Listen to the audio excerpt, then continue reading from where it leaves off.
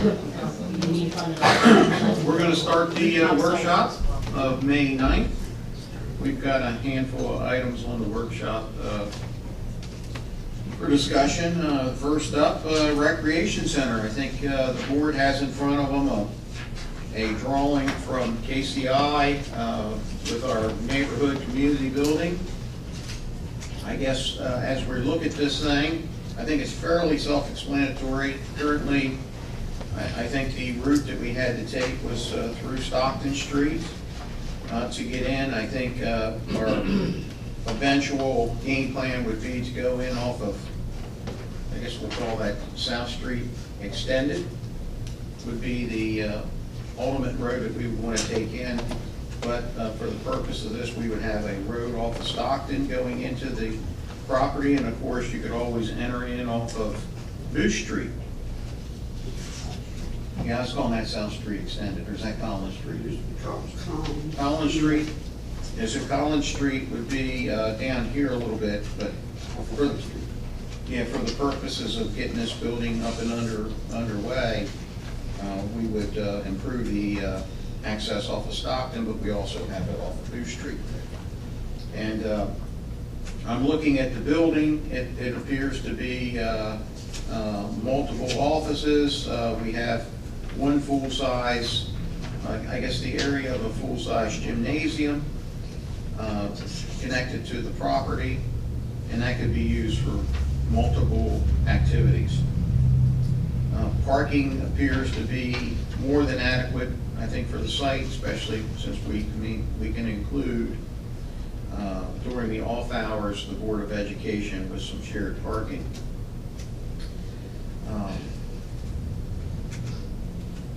Mary, have you looked at the concept, the drawing?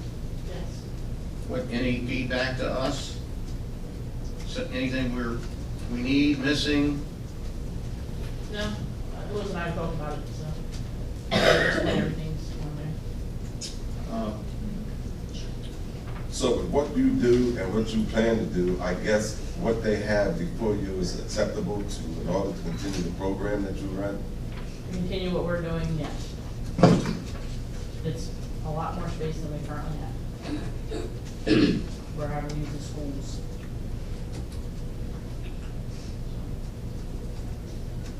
Is there, well, I guess we have, there's multiple offices in the building, restroom facilities. Is there anything we're missing on here? We currently have, I think the number, we got an email, I think there was 16 sound right? Gene, I know you responded back to Lewis's email about how many qualified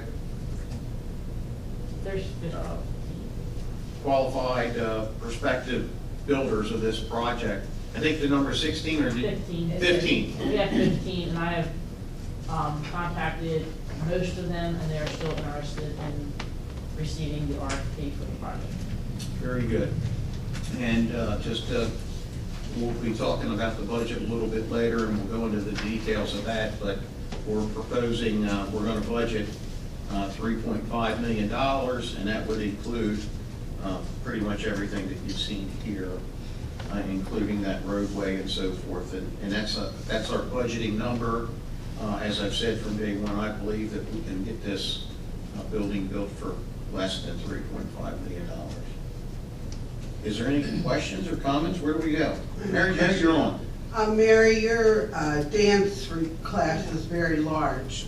Will that be in one of these activity rooms on the right? The one, more than likely the one's closest to Stockton Street on this, the larger rooms. And okay. Louis actually went upstairs and measured out that area upstairs, and it was almost identical to the outline that our instructor has on the ground to mark off the area that they danced within. So that was, he didn't know that that's what the marks on the ground were for, and I didn't realize she hadn't marked it off. And they were almost identical in size, so it's very, very appropriate. Is that for one of the sections, or? So we'll probably end up using both rooms. Okay. Are they hardwood floors? Because one of my concerns always upstairs has been there's no hardwood floor. When you're doing toe or bed, We bad on your ankles. have not discussed the flooring in that room. Okay, There's been no discussion on it, so we're not at that point. no.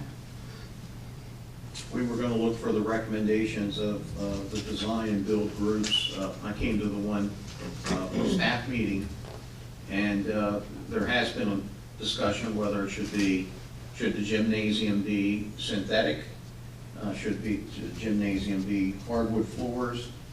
Should these classrooms be hardwood floors or synthetic? And of course, we're gonna have to rely on our experts here Yeah. that would be able to tell us, is it Yeah. better to have hardwood?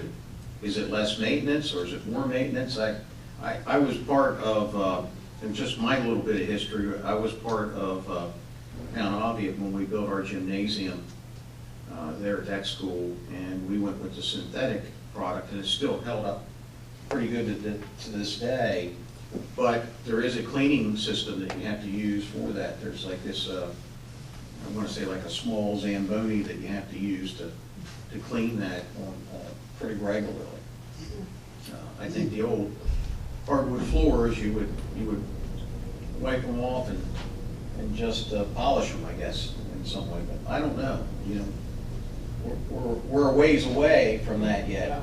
Okay. But I think once we get the design and build companies in here, and we'll talk to them here soon, those are the things that they have to, it'd probably be good to hear from them what they think too. Mhm. And of course, a synthetic floor, it would allow the use of different type of shoes and activities. If you had the same shoes and activity on a hardwood floor, there's more possibility that kids could slip and, you know, injure themselves and make the town liable for lawsuit. In your dance area, I know we hold all of our events up at the high school. Are they gonna be holding the dance recitals? We probably would continue to hold them there because they have the staging, the lighting, the sound, the seats. Say it continues. We continue to hold the recitals we would do our classes at the center and the recitals at the high school. They just have, the auditorium is, you know, the seating, the lights, stage, the curtain, and it works for us, and we just had it this past weekend, and, I mean, the school, Elkton High School, the staff there is great to work with, so we've had no issues. The only suggestion that would be a plus is with the instructor, dancing with the kids, teaching them instead of the kids looking at, I would like to see them looking at the front. Yeah. And there should be a little dip down where she's standing and dancing down in the lower level, where the stage is up and you can't see her instructing the kids, because it just takes away from the program. Just letting you know that. You said down on the floor. It's like an elevator. It's the pit. Yeah.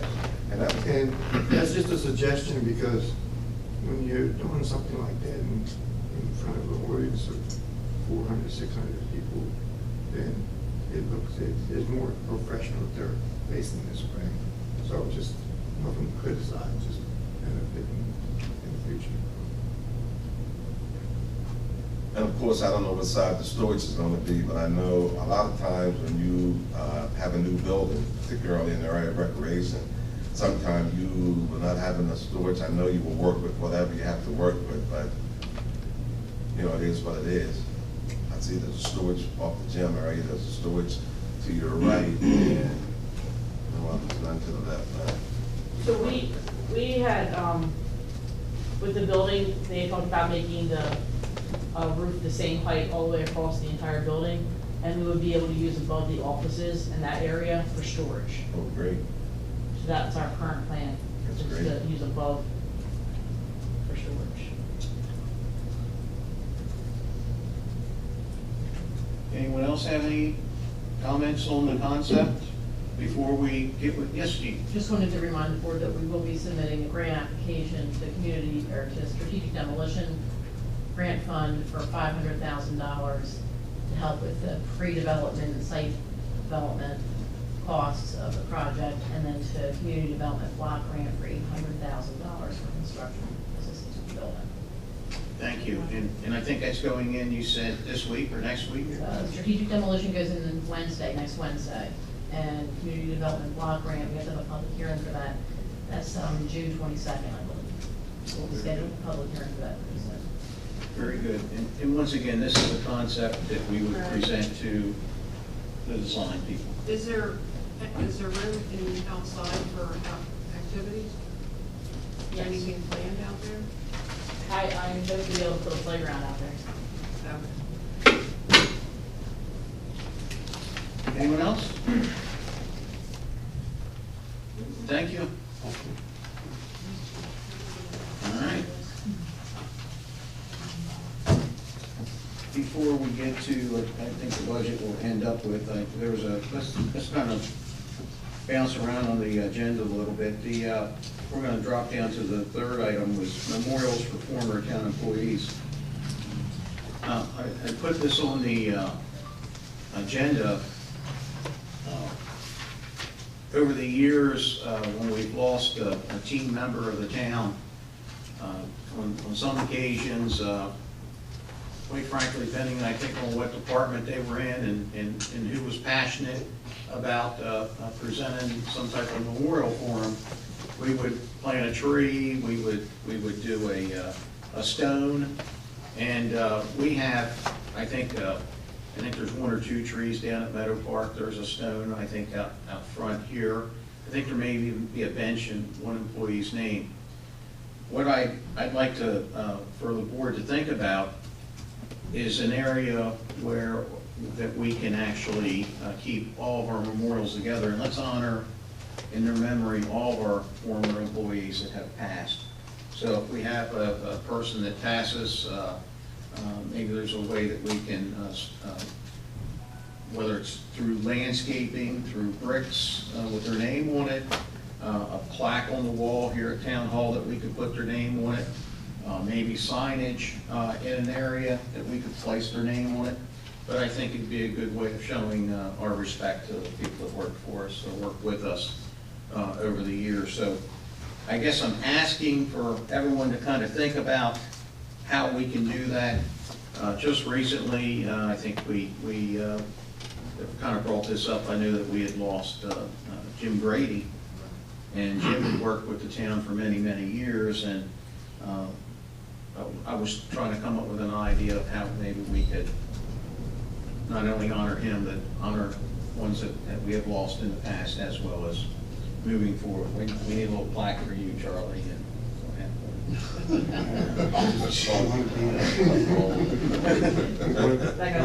I like the brick idea. Want to be mindful of how far back it goes. that's right, and that's always a challenge also. We wouldn't want to offend any family members of someone that passed 30 years ago that we didn't know if they were, quite frankly, even town employees, but we'd have to have a kind of a, maybe a catch-all, and then moving forward. There was a, so give us some thought. Yeah, give us some thought, maybe give us some suggestions and send them over to Michelle, and maybe we can come up with something. All right, that went pretty quick. Speed hump installation policy. We wanted to talk a little bit about that. In front of everyone, you have our policy, which was adopted by the board on August the 6th, 2008, the speed humps on residential streets. Just recently, we've been getting several additional requests from, I think there's a request, I think, off of Maryland Avenue. I think there's a request off of Friendship. I think we also had one off of Bow Street that's kind of still lingering also, but it seems like the question comes up as soon as you start seeing some speeding, there's a request for the speed humps to slow it down. Sometimes when we create these speed humps, we may or may not be following our policy correctly.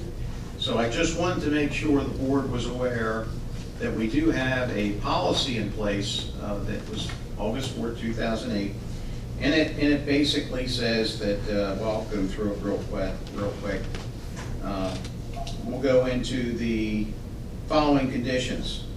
One, we have to make sure that the funds have been allocated for the installation of speed bumps. We also, the need for speed bumps for traffic calming or the affected area has been clearly identified and documented by the Elkton Police Department. So we want to make sure that they go out there and review it.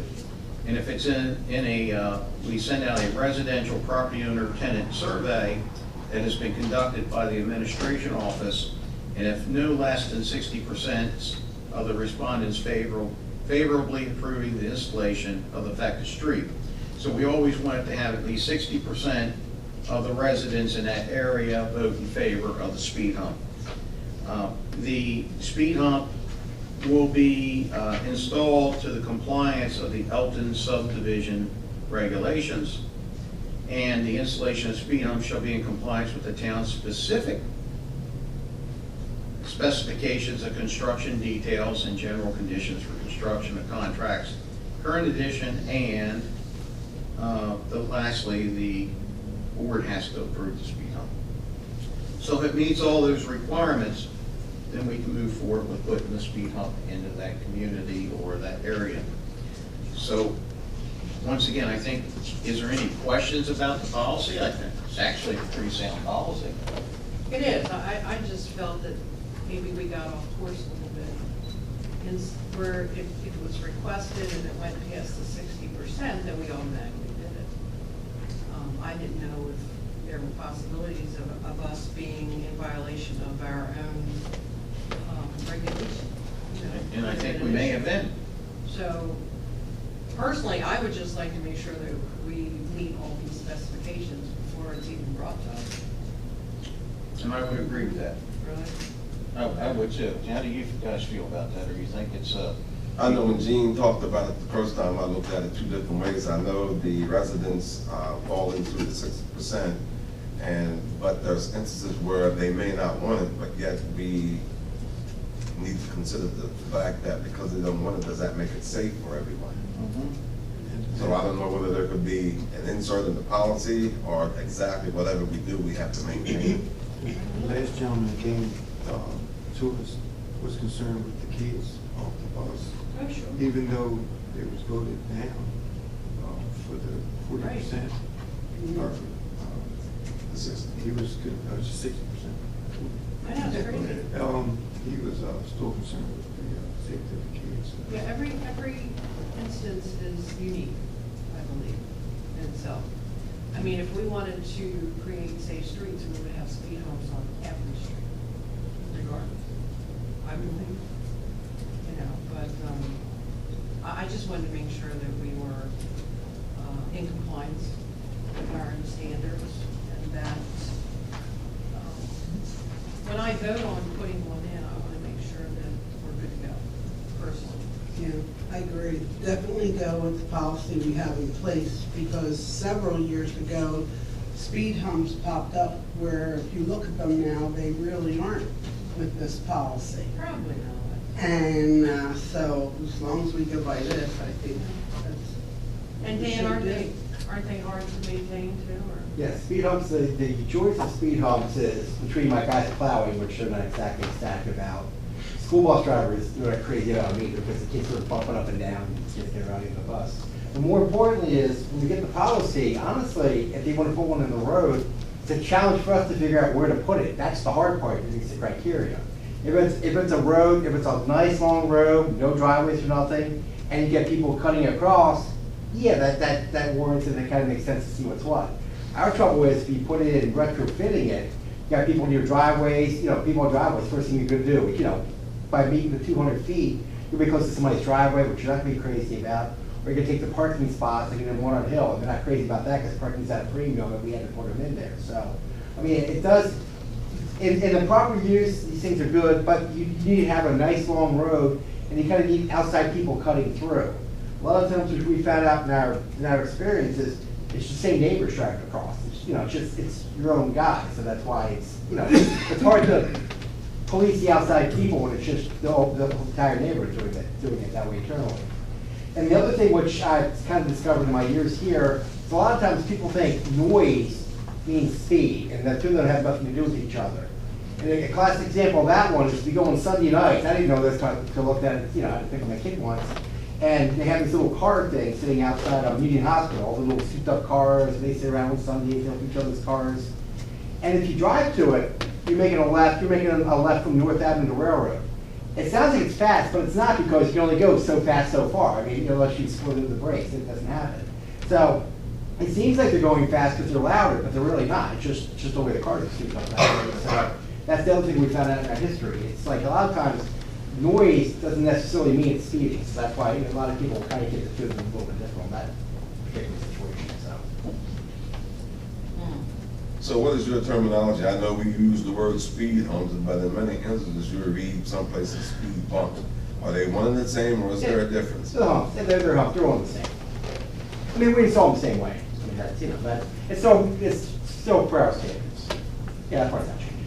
Would it help in the future if someone requested a speed hump to put in the removable ones on the snow plows so that they could be taken off? If we knew a lot of snow was coming, or? Then actually installing them back, that's the catch-22, that it won't be as effective, because a lot of times we're not ripping them out, so it kind of works that way. I believe my understanding is they tried to do it in the past, but it didn't have too much success. Between the cost and, just to maintain it, because after you lift it off, then, it flops around, so. I don't know, I mean, I might have opened a can of worms, but I feel like if Public Works and the police department together at least say, or make a recommendation that, yeah, that we need to seriously do this. I'm all for it. That's my point. Yeah, there are other traffic control measures as well, not just speed humps. I mean, a great example is what we did on Railroad Avenue up there by doing the crosswalks and everything, so there are other, mechanisms. We do that as well. I guess, I think the policy that we have is fine. I think if we just follow it, and before you get to step 6, the installation of speed bumps has been approved by the mayor and commissioners. I think we need the first 5 items shown to us with a checklist and the reasoning behind it. Because if I have Public Works saying no, and I got the police saying no, then it's hard for me to go against That's correct. what they're saying, correct? Right. So let's make that kind of a firm policy here. And anyone that's requesting, we're gonna, that night that they request, we'll give them what we have, and then we'll move forward with the checklist. Very good. Thank you. Yes. That'll work. Okay, I wanted to add one item to the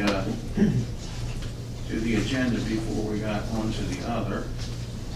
And, our town has changed. We're changing all the time. And I think, first of all, our downtown is getting more vibrant, more activities. And I think that what we could do to go to the next level, and I'd ask the board to think about this, I know it's been brought up in the past, sidewalk cafes. Currently, quite frankly, we're not allowing, we're not enforcing, but based on in our charter, talking about sidewalk cafes, we shouldn't have a table on our streets to allow someone to have a cup of coffee or to, it's the craziest thing. It's in our charter. So welcoming to see I that love downtown, it's like that. And I think that this was written, I don't know exactly what year it was written. It was changed in 2007 or adopted in 2007.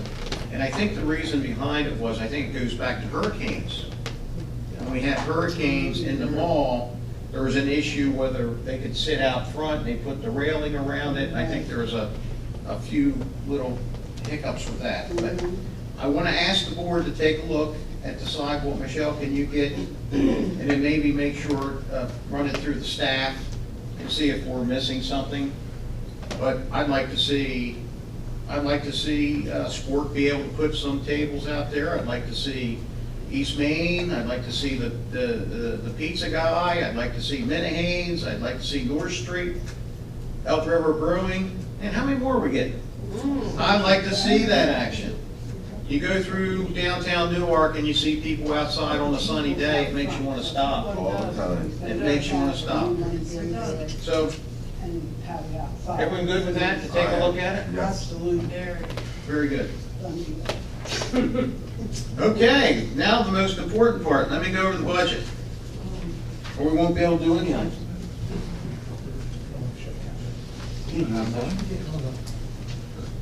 I would like to see if the board would be willing to visit the Upper Bay Counseling over on Blue Street. They came to me yesterday and wanted to show their building, see what the layout is, and what they do there. And they wanted to ask for the council women and anybody else in the staff to go over and visit them. 'Cause I would like to do it next week. The new director, Kevin, Kevin. How much time would we need? Michelle, can you look at scheduling it for us? There we go.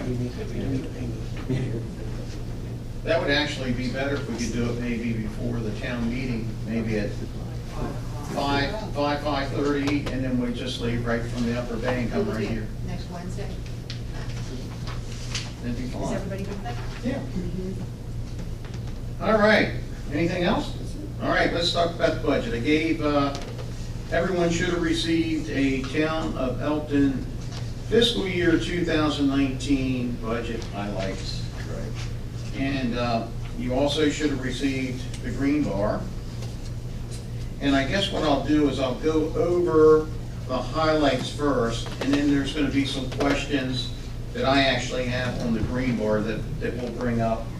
But if anyone else from the board, this is, what we did is during our workshop sessions, and we met with all the department heads, this is the total, I'm going to say, I don't want to use, the needed items for fiscal year 2019. So it's all combined. I have done no cutting whatsoever.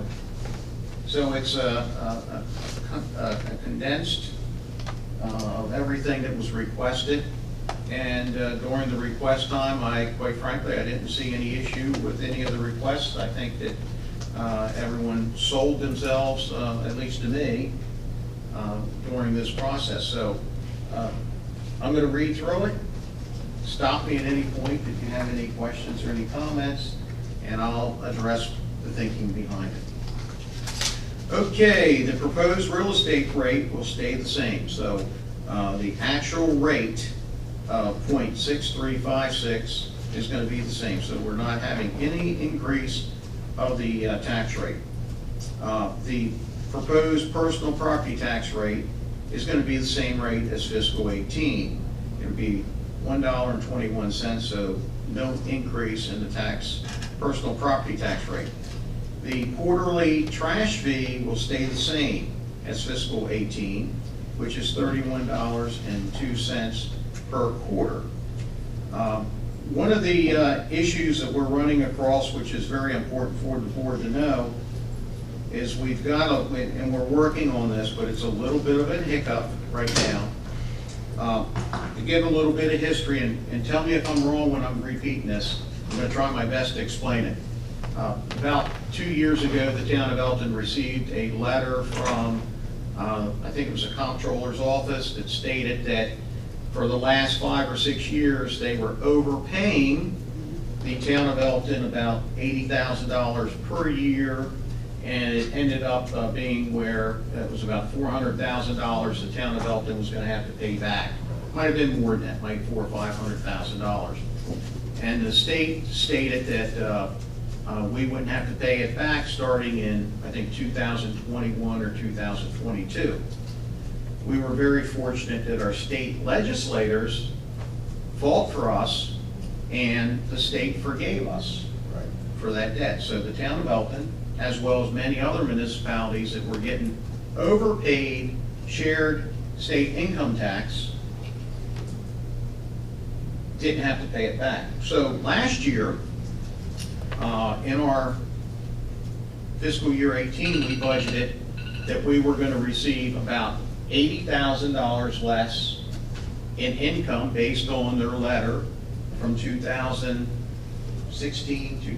Well, we actually budgeted that we received less than 80,000. Yeah, so Thinking, because it looked like it was gonna be more than the 80, so I think we were a couple 100,000. yes. I thought that would be sufficient. So we budgeted less, quite a bit more. And so last year, I think we had, let me tell you the actual number here. Where would I find that at, on the front page? Yeah, number 31630, account number 31630, state share Right on income the tax, page. on the first page 316, okay. of the revenue worksheet. State shared, okay. We're estimating 857,000 for the upcoming fiscal year. 857. So, page, you have the revenue worksheet. If I got it.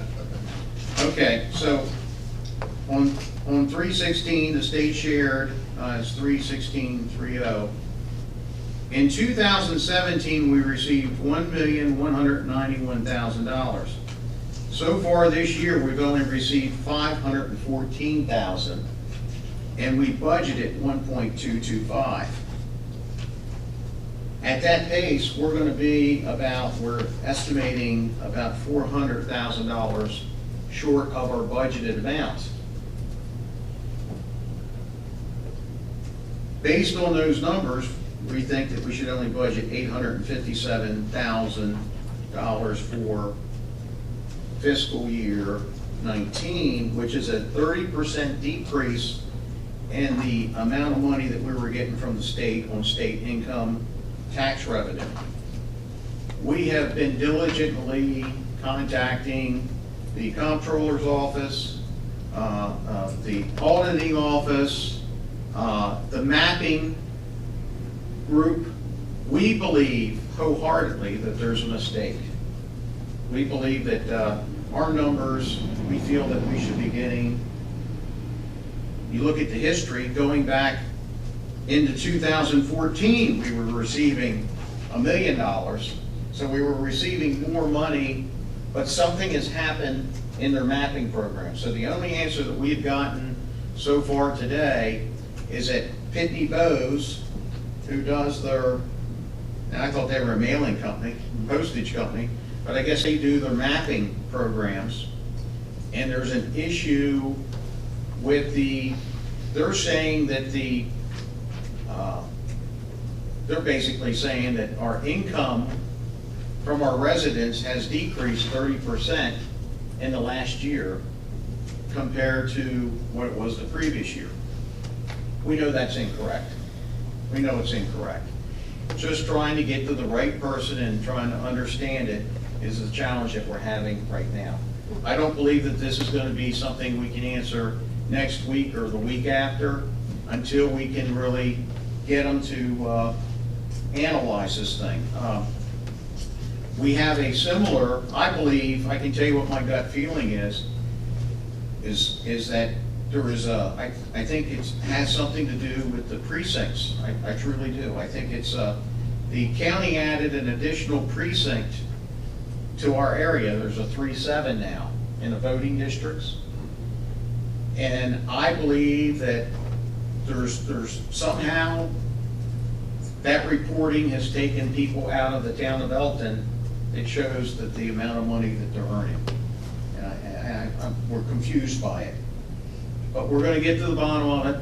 But I think that we have to show that lower number as far as a budget number, because I have no answers. And I don't think that I'll have any answers by the time that I present the budget. If that makes any sense to everyone. I hope I answered it. And did I miss anything? Is that? Okay, so we're going to project a 30% decrease in that state income tax revenue, but we're going to get to the bottom of that one. The Elkton police officers, the sworn officers, based on the contract that we have with them, they receive a 2% cost of living as of July 1, 2018. Also, they're going to be receiving this year a 3% increase on their anniversary date based on the collective bargaining agreement. So the EPD sworn officers will be getting, under contract, a 5% total increase during this fiscal year. I'm proposing that all non-police employees, that's all staff other than sworn officers, would receive a 5% total increase to marry up with that contract price, contract agreement that the Elkton Police Department has. So that's there. Give me some feedback on that, if you think that's the right thing to do, the wrong thing to do, before we finalize everything. Public Works Department requested 2 general fund positions. I'd like to fund those. One's for the sidewalk streets crew, and one will be for the grass maintenance crew. The projected health insurance increase, if you remember last year when we started this, we were at like 20%, and we were able to get it down to, I think it ended up being about a 4 or 5% increase. Well, this year we're projecting a 4% health care increase. We're going to continue to fund the Maryland Main Street program, which is $100,000. We're also going to have an additional $25,000 for economic development. The neighborhood community center that we're talked about earlier, we're looking at includes the funding of $3.5 million. Now, where we're going to get that money at, if we need this money during this budget, the town of Elkton had used $500,000, had committed $500,000 for the rec center that was in the anticipated fund balance over the years. We've always had that put aside. So we would use that $500,000. We would also use any grants that we're able to get from demolition, strategic demolition, construction, and Community Development Block Grant. from the block grant, which could mean as much as 1.3? $1.3 million. So that could offset this number also. So just at the 1.3 and the 500, we're at 1.8. If we need additional funding, which I know we are, we're going to take that money from, we're going to borrow it from ourselves. We're going to self-fund the community center with the sewer fund balance, and we're going to pay ourselves back with an interest rate that this board decides that we pay ourselves back at. That way we won't have to get any outstanding loans. The money's there for us. I think it'll work out pretty well. This year last year we didn't purchase any capital equipment. I'm asking the board to approve $967,632 for the purchase of capital equipment, and that's on page 2 of the highlight sheet, which we can kind of go over those also here in a minute. And we would have to get a loan this year to pay for that. The last 3 out of the 4 years, we did not get any loans. What we did is we paid for all capital out of our fund balance. So that's how we funded everything. We haven't had a new loan since, I think, 2013 maybe, or was it 14? But we've been paying everything as it's been going. So this will be the first time that we've had a loan have to get a loan. New debt service. So this is where I'm going, the money that we're going to have to, debt service would be, we're projecting $75,000 sewer fund loan. That's what we'd be paying ourselves back for the community center. Is that correct? It's For like half a year of the $3 million. Yeah, so that's if we used it all, that would be how much we'd have to pay ourselves back each year, or that was for a half a year. Yeah. And the obligation loan for the capital equipment would be about $106,000 per year for the next 5 years to pay for that capital equipment. We would be using fund balance this year to fund our budget. The fund balance amount that we would have to use would be about $1.7 million to fund this, the proposed budget. The capital requests that you'll see in here, municipal buildings, we have a $33,000 voice over IP system. We have the $3.5 million in the rec center. In the police department, we're requesting 7 police cars. And along with that, all the additional equipment. Our K-9 dog is ready to retire, we'll say. But not only are we going to replace our retired K-9, I'd like to have the board approve a second K-9 for the town of Elkton. We also need to acquire defibrillators, external defibrillators, so we can have them on hand. And there's a lot of, about $19,000 worth of laptops and servers and desktops and so forth that go along to make these police cars mobile workstations. I'd like to budget another 8 downtown cameras. We would take those cameras and we'd be heading down West Main Street and heading toward Landing Lane and heading into row A and B if possible of Hollingsworth Manor area. The building inspection group is looking to acquire 2 Ford Explorers for a total of $54,000.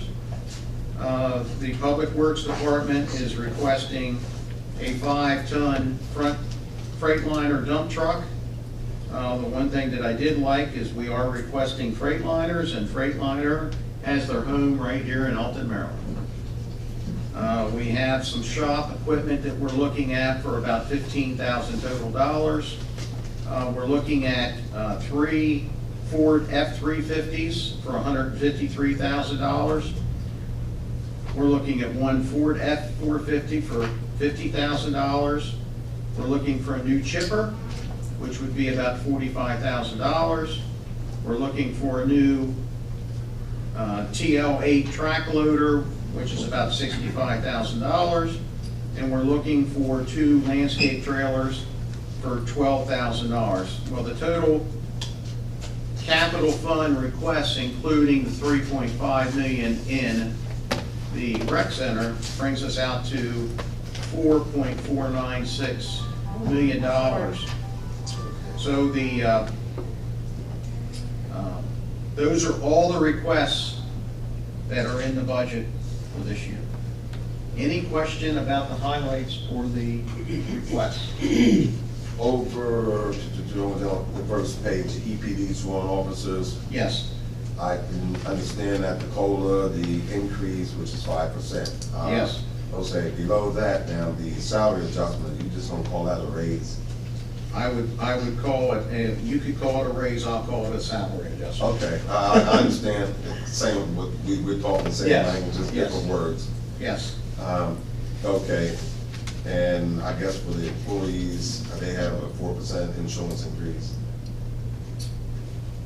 That's a good question. They will. That's I what mean, we're projecting now. We have a conference call tomorrow afternoon, and that might be different than that. Well, I was just looking, I'm not an employee here, but just looking at, one thing they get and then something else, but, that's their concern, but. I would say the increase would be accordingly, there would be a percentage increase to the employee. The employees pay 15%. Okay. Of the lower the 2 plans offered. Gotcha. So of course that would go up to the. Good, thanks. Not the percentage, about the dollar amount. Good? Everyone else good? I did have a couple questions on the green bar. And I didn't have this morning, or I would have shared it with you. On the very first page, under category 31 under taxes, we rely, actual, right now we have collected $7,342,681, is that correct? That's correct. Why are we projecting lower than what we already got in 2018? The projection for the 2019 revenue is based solely on the assessment, the letter we get in the middle of February from the State Department of Assessments and Taxations. Prior years, the history showed that we would generate a little bit greater than that amount, and one year we were. So you're basing it on overestimated revenue. But you're basing it on the letter? Absolutely. Okay. He's looking at just the property tax number. Yeah, on the property tax only, what it's shown is our actual, Oh, yeah. We got more than that, yeah. Yeah, we very well could get more. Which would, we Yeah. hope will happen this year. We're hoping we're gonna get We're not- more. We want to budget only what the letter says, the assessments are times the tax rate that is budgeted Right. on. okay, then I'm gonna drop down to 323, other licenses and permits.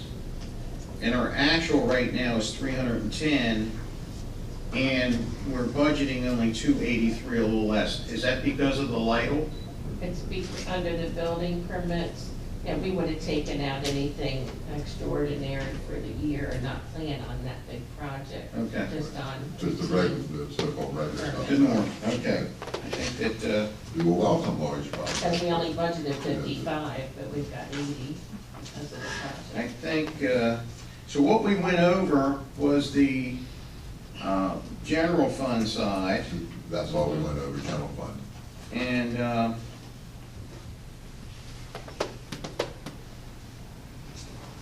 let's see here, I can pass that one up. Okay, those were my couple with the projection, but you answered those. Is there any questions, concerns from the board? Do you feel this is a budget you want me to pursue with? Or do we think that we need to tweak? From what I've seen, I would like to pursue it, even though I'll look at it again, but I find that it's okay with me at this point. Steve, or Steve and Beth, you'll have to us the proposed budget on Friday, Yeah. Right, which will include the water and sewer funds. which will include the water and sewer, because we didn't discuss the water and sewer fund. That's correct. But Here the today. rate change is what Right. you proposed. And the health enhancement, or whatever it is there. I'm sorry. The health insurance, you'll have a better understanding by Friday. Thursday, right. Mhm. And on next Wednesday, we'll introduce the budget. That's correct. And then, just for the board, we will introduce the budget, and then we can vote on it at the following meeting. You adopt at the following meeting. But between that point and the time we adopt it, any changes that we decide to make, we can make it in that period of time. And even the night of the budget acceptance, we can make changes or amendments to that budget at that point. Did I miss anything? I think that's it. Think anything? So listen, does anyone from the, out in the audience have anything good to say for the good of the town of Elkton today? Mr. Lemon? I've looked at it, I think it's pretty reasonable. I took out all the extra numbers for the recreation center. I think it's up about, and Steve can correct me, I think it's up about 4.5% or something. That should be about what it is. And so I say that's reasonable. And I have some questions when you get into, I say overall it looks pretty good to me. I have some specific questions when you get into the different departments. We'll get you the hard copy. Hmm? We'll get you that hard copy. Well, when do we get that? That's what I- That'll be Friday. Friday. And it'll Friday? be online as well. There'll be hard copies available, limited number of hard copies available Friday, and it will be online on the website. So make sure you're here early on Friday. No. Say what time Friday? By lunchtime. Lunchtime? Listen, make sure you have Mr. Lemon's name on one of those. And don't take an early lunch either. Yes, Miss Katie? What is the unassigned fund balance you guys have? Currently, Yeah. And about $2.6 million that you came for 2017. Of course, current year, is still active, so we won't have that number until the late fall. And the 1.7 million is coming from that 2.6? Well, that and whatever happens as a result And of this whatever year's happens. activity. Okay, thank you. I didn't even get the answer. Well, Thank you, Steve. Thank you for explaining this state of Maryland. I looked at that and it's impossible to understand. I still don't understand it. And you said it would be, could be $80,000 a year. It's much greater than that. But It's very frustrating to us, and it was we were assuming it was 80, and then we really didn't it was more than 80, a lot more than 80 this year. yeah. And so we have to kind of project off of that number, but we'll get to the bottom of it. I just believe that they did this new mapping system, and I believe that there's a section of Elkton that is not being included into the mapping system. And I don't know if they're related to I don't know if it's related to this precinct 3.7 that they came up with 2 years ago. You know, I'll just share yesterday during the election, there was, I know of one resident that came in to vote, and the whole street of Moffett Street, was that correct? Moffett Street wasn't on the, Moffett Street was on it, but there were a few houses missing. It's random areas. At one point, when the state when the state redistricted and created precinct 3-7, this was a couple of elections ago, and we were here in the election during that process, and Moffett Street, in the Hermitage, places in Elkton Heights, West Main Street, these large areas were not even on our roll. So we followed up with it, found out that this new district, or new precinct 3-7, we did not have that information. So we got that information, and subsequent to the election, we were picking up on all of these missed addresses. But then yesterday, we had a couple of random addresses that were not on the rolls, and these were people who got voted consistently. so it'd be like it would be, like my house is 321, it would be like 323 wouldn't even be on the list, like it didn't exist. And then, of course, my question is, are they paying, are they even getting bills from the county or the state? They've disappeared, but I guess they would have to be. Well, thank you all for coming.